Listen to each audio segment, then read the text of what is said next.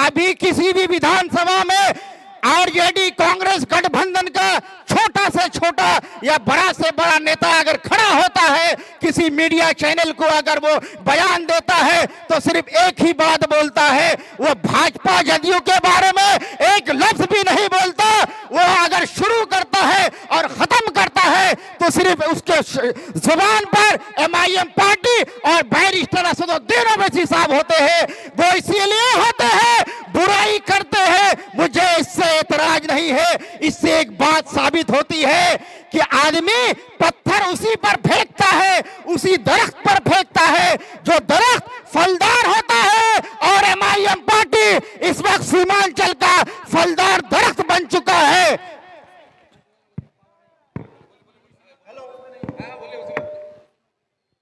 MIM party इस वक्त सीमांचल का फलदार दरख्त बन चुका है। आजादी के बाद कांग्रेस पार्टी थी और सब लोग हिंदू मुसलमान मिलकर कांग्रेस पार्टी को वोट देते थे, लेकिन 80 के दहक से भारतीय जनता पार्टी आई और उसके बाद हर रियासतों में छोटी छोटी पार्टी बनी। यादवों के घर से लालू प्रसाद उठा तो उन्होंने आरजेडी बनाया, तो लेकिन किसी यादव ने यह नहीं कहा कि लालू प्रसाद यादव बीजेपी का एजेंट है। कांग्रेस पार्टी ने नहीं कहा कि लालू प्रसाद बीजेपी का एजेंट है। कुछ दिनों के बाद नीतीश कुमार ने अपनी पार्टी बनाई तो नीतीश कुमार के लोग, कुर्मी समाज के लोगों ने नहीं कहा कि नीतीश कुमार बीजेपी का एजेंट है, या कांग्रेस पार्टी ने कभी नहीं कहा कि नीतीश कुमार बीजेपी का एजेंट है। रामविलास पासवान अपनी पार्टी बनाया, लेकिन पासवान समाज के लोगों ने कभी नहीं कहा कि रामविलास पासवान बीजेपी का एजेंट है। कांग्रेस पार्टी ने नहीं कहा कि पासवान बीजेपी का एजेंट है।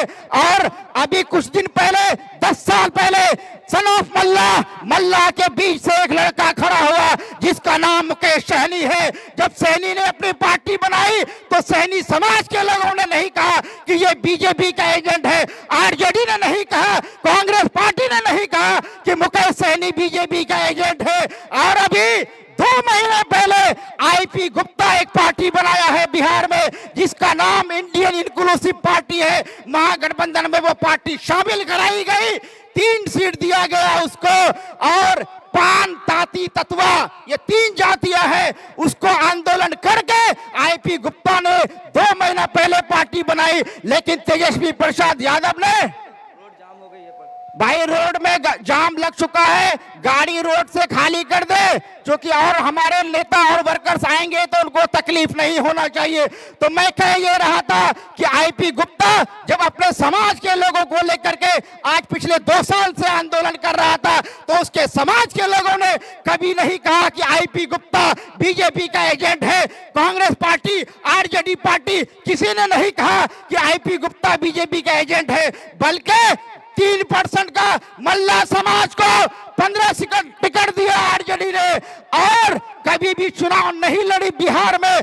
आईपी गुप्ता को 3 सीट दिया और उसी आईपी गुप्ता को अपने हेलीकॉप्टर में बैठा करके सहरसा में उसके नॉमिनेशन में पहुंचने वाले का नाम आईपी गुप्ता है। यूट्यूब का जमाना है, सर्च कर लीजिएगा आईपी गुप्ता। तो भाइयों, और हिंदुस्तान की पहली वाहिद कौम मुसलमान है जो अपने ही लीडर को बीजेपी का एजेंट कहती है। शर्म से डूब मरना चाहिए ऐसे लोगों को। अरे बीजेपी के खिलाफ में पूरे मुल्क भर में नेशनल मीडिया पर और हिंदुस्तान की लोकसभा में सबसे ज्यादा बीजेपी की मुखालिफत कौन कर रहा है? असदुद्दीन ओवैसी साहब कर रहे हैं। 3 तलाक के मुद्दे पर 27 मुसलमान सांसद मौजूद थे। हमारी शरीयत पामाल हो रही थी, शरीयत में मुदाखलत हो रही थी, लेकिन किसी भी सेकुलर पार्टी के किसी भी मुस्लिम लीडर को बोलने की इजाजत नहीं दी। उसके पार्टी वालों ने उस वक्त भी तन्हा हिंदुस्तान के फिरौनी लश्कर के सामने में खड़े रहने वाले का नाम बैरिस्टर असदुद्दीन ओवैसी है। और उस वक्त बिल सवेरे आया था, शाम होते होते पूरे मुल्क में ये खबर फैली कि आज हिंदुस्तान की लोकसभा में शरीयत पामाल हो रही थी। हिंदुस्तान के सभी मसलक के जय्यद उलेमाए कराम टकटकी लगाए टीवी पर नजरें गड़ाए बैठे थे, वो देख रहे थे कि कौन हमारी शरीयत पर बोल रहा है। तो सभी न्यूज चैनलों पर सिर्फ एक ही आदमी का भाषण दिखाया जा रहा था, उसका नाम बैरिस्टर असदुद्दीन ओवैसी था। क्या वह बीजेपी का एजेंट है? मेरे भाइयों और मुसलमानों, मेरे नौजवान साथियों, मेरे बुजुर्गों, जब आईपी गुप्ता आंदोलन कर रहा था, बेटी की शादी छोड़ के, जब आईपी गुप्ता आंदोलन कर रहा था तो गांधी मैदान में ताती तत्वा समाज के 4 से 5 लाख लोगों को जमा किया और उसकी पूरी स्पीच यूट्यूब में मौजूद है, जाकर के देखिए उस स्पीच को। वो मुखातिब करते हुए क्या कहता था कि ए बूढ़ो, मैं तुम्हारे लिए लड़ाई लड़ने नहीं आया हूं, आईपी गुप्ता नौजवान लड़के और लड़कियों की लड़ाई लड़ने के लिए आया है, मैं इसको आरक्षण दिलाना चाहता हूं। आजादी के बाद से ताती तत्वा समाज के लोगों ने हमेशा से बीजेपी, आरजेडी और कांग्रेस को वोट दिया, लेकिन हम लोगों के बीच से आज तक कोई एमएलए एमपी नहीं बना, इसलिए मैं अपनी पार्टी बनाऊंगा। तो सभी 4 से 5 लाख ताती तत्वा समाज के लोगों ने आईपी गुप्ता का झंडा पकड़ा। आज मजबूर हो गया तेजस्वी यादव उसको सरकार देने के नाम पर। भाइयों, ये कोचा धामन की सरजमीन है और इस वक्त हिंदुस्तान में जितने भी पार्लियामेंट के रुकन हैं, उसमें सबसे ज्यादा पढ़ा लिखा लीडर अगर कोई है तो बैरिस्टर ओवैसी साहब है। और ये फख्र की बात है कि एमआईएम पार्टी का प्रदेश अध्यक्ष कोचा धामन की सरजमीन से है। ये फख्र की बात है। आज कोचा धामन का सर सिर्फ बिहार में नहीं बल्कि पूरे हिंदुस्तान में ऊंचा हो चुका है। और ये लोग कहते हैं कि ओवैसी साहब बीजेपी की बी टीम है। आज देखिए, कल हिंदुस्तान हुकूमत का एक आंकड़ा आया और आंकड़ा यही बता रहा है कि इस वक्त पूरे हिंदुस्तान में मुसलमानों की और जितने भी मज़ाहिब हैं, सब लोगों का पर कैपिटा इनकम कहीं सबसे नंबर 1 पर है तो वो तेलंगाना रियासत है, वो हैदराबाद है और बिहार का नंबर 27 है। आजादी के बाद हैदराबाद के लोगों के पास भी ऑप्शन था कि एमआईएम पार्टी जब सुल्तान सलाउद्दीन ओवैसी साहब लेकर के आगे बढ़े, इसी तरीके से लोगों को जमा करके वो मुखातिब करते थे और ये कहते थे कि हम लोग अपनी पार्टी बनाएंगे, आप लोग मेरा साथ दीजिए। अगर हम लोग अपनी पार्टी बनाएंगे तो आप लोगों के जो मसाइल हैं उसको हम लोग हुकूमत से मनवा सकते हैं। वहीं पर कांग्रेस पार्टी भी अपना प्रचार कर रही थी, वो बोले कि 2-4 सीट जीत जाएगा। तो क्या करेगा? अब देखिए, वहां के लोगों ने ओवैसी साहब का दामन थामा, 1962 में 2 सीट जीती और मेहनत करते करते आज 7 एमएलए हैं, 2 एमएलसी है और 50 से ज्यादा कॉर्पोरेटर हैं। दूसरी रियासतों में उन्होंने मुंतखब कर दिया। सच्चर कमेटी की रिपोर्ट को जाकर के पढ़िए। 2005 में राजेंद्र नाथ सच्चर ने पूरे हिंदुस्तान में मुसलमानों की हालत पर एक सर्वे किया। यूपीए 1 की गवर्नमेंट में मनमोहन सिंह ने सर्वे कराया तो सच्चर, राजेंद्र नाथ सच्चर ने अपनी रिपोर्ट में लिखा कि पूरे हिंदुस्तान में मुसलमानों की हालत दलितों से भी बदतर हो, चाहे वो रोजगार हो, तालीम हो, किसी भी महाज में हिंदुस्तान का मुसलमान दलितों से पिछड़ा हुआ है। तो वहीं पर अकबरुद्दीन ओवैसी साहब ने 2 दिन तक आंध्रा की असेंबली को चलने नहीं दिया था और वहां के मुख्यमंत्री से मुतालबा किया था कि हमारी रियासत में, पूरे हिंदुस्तान में मुसलमानों की हालत दलितों से भी बदतर है। तो हमारे मुसलमानों को, जो एससी एसटी ओबीसी को जो जो सहूलत मिलती है वो सहूलत मुसलमानों को दिया जाए। और 2 दिन असेंबली ना चलने देने की वजह से वहां का मुख्यमंत्री ये सारे मांगों को मंजूर किया। आज इंटरनेट में पढ़ के देखिए, जो जो सहूलत एससी एसटी ओबीसी समाज को मिलता है वो सारी सहूलत वहां के मुसलमानों को मिलता है। हैदराबाद के जिम्मेदार मौजूद है, अगर मैं गलत कह रहा हूं तो मुझे पकड़ ले, बैठा दे। मेरे भाइयों, एक शादी मुबारक स्कीम ये तेलंगाना के अंदर चलती है। जिसके पास राशन कार्ड है, घर में जवान लड़की है, अगर उसकी शादी तय होती है तो वो राशन कार्ड को लेकर के, उसके रुपए को लेकर के उस एरिया के एमएलए से दस्तखत करा दीजिए।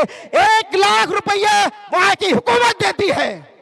और यही नहीं, आज तेलंगाना का कोई भी मुसलमान नौजवान अगर ख्वाब देखता है डॉक्टर बनने का, इंजीनियर बनने का, आर्किटेक्ट बनने का, वकील बनने का, फिजियोथेरेपी बनने का, अगर किसी भी टेक्निकल, कोई भी टेक्निकल कोर्स वो करना चाहता है और उसके पास पैसे नहीं है, हिंदुस्तान के किसी भी कॉलेज में, किसी भी यूनिवर्सिटी में वो सीट को निकाल ले, उस कॉलेज की सारी फीस वहां की हुकूमत देती है। जिंदाबाद, ये है एमआईएम पार्टी का पावर। जिंदाबाद एमआईएम, जिंदाबाद जिंदाबाद जिंदाबाद एमआईएम, जिंदाबाद जिंदाबाद। जिस शख्सियत का तारीफ कर रहा है बखूबी जानते हैं, हमारा हक बनता है कि हम उस शख्स की तारीफ करें, जिंदाबाद का नारा लगाएं। बोलिए जिंदाबाद जिंदाबाद एमआईएम, जिंदाबाद जिंदाबाद एमआईएम, जिंदाबाद जिंदाबाद। हाथ उठाकर बोलिए एक बार, एमआईएम जिंदाबाद, एमआईएम जिंदाबाद, एमआईएम जिंदाबाद, जिंदाबाद, जिंदाबाद, सरवर भाई, जिंदाबाद, सरवर जिंदाबाद। भाई, भाई जनाब उम्मीदवार जनाब सरवर साहब आ चुके हैं, जोरदार तालियों के साथ इस्तकबाल करें। जिंदाबाद जिंदाबाद जिंदाबाद एमआईएम, जिंदाबाद एमआईएम, बोलिए एमआईएम, एमआईएम, एमआईएम, सरवर भाई, सरवर भाई, जिंदाबाद जिंदाबाद जिंदाबाद का। जाके इंटरनेट पे पढ़ लीजिए कि तेलंगाना वो आंध्र प्रदेश का मुसलमान आज हिंदुस्तान के किसी भी रियासत के मुसलमानों से बेहतर है। 2014 के बाद आप लोगों ने देखा कि किस तरीके से मुसलमानों का कत्लेआम हिंदुस्तान की सड़कों पर शुरू हुआ और उसके खिलाफ में और कातिलों के खिलाफ में सबसे ज्यादा कोई शख्स हिंदुस्तान की लोकसभा में और राष्ट्रीय मीडिया चैनलों पर बोला तो उसका नाम बैरिस्टर असदुद्दीन ओवैसी था। ये सेकुलर का ढोंग रचाने वाली कांग्रेस, आरजेडी, समाजवादी पार्टी, इसी के किसी भी लीडर को आप लोगों ने कभी बोलते देखा? नहीं देखा। वो लोग सिर्फ वोट लेने के लिए सेकुलर होने का ढोंग करती है। उन लोगों का यही मिजाज है कि कोई मुसलमान को कोई भी अगर मारता है, जुल्म करता है, अगर हम बोल देंगे तो एक पक्ष का वोट हमको नहीं मिलेगा। लेकिन ओवैसी साहब अपने जूतियों की नोक पर रखता है, वो यही कहता है मुझे कोई वोट दे ना दे, जुल्म जहां होगा ओवैसी वहां खड़ा होगा, जुल्म जहां होगा ओवैसी वहां खड़ा होगा। ऐ मेरे भाइयों, आपके दिल में भी अगर ये कभी ख्याल आए कि वोट किसको दे तो एक मिनट के लिए मोबाइल ऑन करना और ओवैसी साहब की तकरीर को सुनना। क्या ओवैसी साहब कभी ये सोचते हैं कि बिहार का मुसलमान हमको वोट दिया या नहीं? क्या झारखंड का मुसलमान वोट दिया नहीं? या उत्तर प्रदेश का मुसलमान वोट दिया या नहीं? क्या बंगाल का मुसलमान हमको वोट दिया या नहीं? क्या गुजरात का मुसलमान हमको वोट दिया या नहीं? कभी नहीं सोचता। जब भी जुल्म होता है, जब भी दलित समाज के लोगों पर, अक़लियत समाज के लोगों पर कोई भी जालिम जुल्म करना शुरू कर देता है तो उसको कड़ा मुकाबला करने वाले का नाम बैरिस्टर असदुद्दीन ओवैसी है। ये कोचाधामन एमआईएम का गढ़ है। पहली बार 2015 में सदर साहब यहां से चुनाव लड़े, बेशक चुनाव हार गए लेकिन 6 सीटों पर चुनाव लड़ी थी। उस वक्त भी एक कोचाधामन की सरजमीन ने सबसे ज्यादा वोट सदर साहब को दिया था। 2019 के लोकसभा चुनाव में 68,000 वोट देने का काम इसी कोचाधामन ने किया, सबसे ज्यादा वोट मिला। 2020 के विधानसभा चुनाव में 80,000 से ज्यादा वोट देकर के यहां से जनाब इजहार एसपी साहब कामयाब हुए थे और 2024 के लोकसभा चुनाव में भी सबसे ज्यादा वोट लोकसभा के किसी भी विधानसभा में मिला तो वो कोचाधामन था।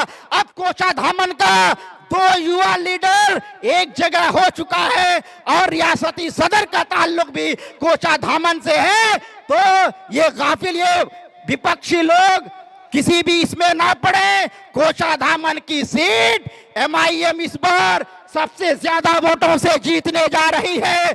और यही नहीं, ओवैसी साहब के आने के बाद पूरे सीमांचल में जो लहर उठी है, मैं पूरे यकीन और एतमाद के साथ कह सकता हूं कि तेलंगाना के बाद सबसे ज्यादा, तेलंगाना से ज्यादा सीट इस बार बिहार जीतने जा रही है। बिहार के लोग ओवैसी साहब को तोहफा देने जा रहे हैं। अरे एमआईएम पार्टी कोचाधामन से जीतेगी, एमआईएम पार्टी बहादुरगंज से जीतेगी, एमआईएम पार्टी ठाकुरगंज से जीतेगी, एमआईएम पार्टी किशनगंज से जीतेगी, एमआईएम पार्टी बायसी से जीतेगी, एमआईएम पार्टी अररिया से जीतेगी, एमआईएम पार्टी जोकी से जीतेगी, एमआईएम पार्टी मुंगेर से जीतेगी। और एमआईएम पार्टी एमआईएम की तारीख में पहला नन मुस्लिम एमएलए ढाका से राणा रंजीत चुनाव जीतने जा रहा है। जिताएंगे ना, वोट देंगे ना, वादा है ना। कोचाधामन के लोग जिस दिन खड़े हो गए सरवर भाई के पक्ष में, नौजवान लीडर हैं, पहली बार एमएलए बनेंगे। मुझे उम्मीद है कि ये सरों का समंदर जो रहमतपाड़ा की सरजमीन में उठा है और बहुत सारे लोग जो इस प्रोग्राम में नहीं आ सके अपने अपने घरों पर मोबाइल के जरिए देखते हैं, मैं सबसे अपील करता हूं कि ये सदर साहब की इज्जत का भी सवाल है, क्योंकि एमआईएम का सदर कोचाधामन की सरजमीन से है। तो आप लोग सरवर साहब के लिए सिर्फ वोट ही नहीं, उसके लिए दुआएं करें। मैं माँ बहन से खुसूसी अपील करता हूं कि मेरी माँ बहनों मोबाइल के निकाल करके देख लेना कि आपका बेटा सरवर आलम को उम्मीदवार किसने बनाया। बैरिस्टर ओवैसी साहब ने बनाया है। तो मेरी माँ बहनों, बैरिस्टर ओवैसी साहब का वीडियो मोबाइल पर देख लेना और 11 तारीख के दिन एक नई तारीख रकम करना। कोचाधामन का अगला एमएलए सरवर आलम जिंदाबाद, सरवर आलम जिंदाबाद, सरवर आलम जिंदाबाद। Barrister Asaduddin Owaisi, barrister Asaduddin Owaisi. पतंग छाप, पतंग छाप, पतंग छाप, सबने दिया है हमको चोट, अब अपनी पार्टी अपना वोट। बहुत बहुत शुक्रिया। कोचाधामन की जनता जिंदाबाद, जिंदाबाद। ने शबे गम तोड़ दिया, अब जाग उठे हैं दीवाने, दुनिया को जगा कर दम लेंगे। इज्जत से जिए तो जी लेंगे, वरना जाम शहादत पी लेंगे।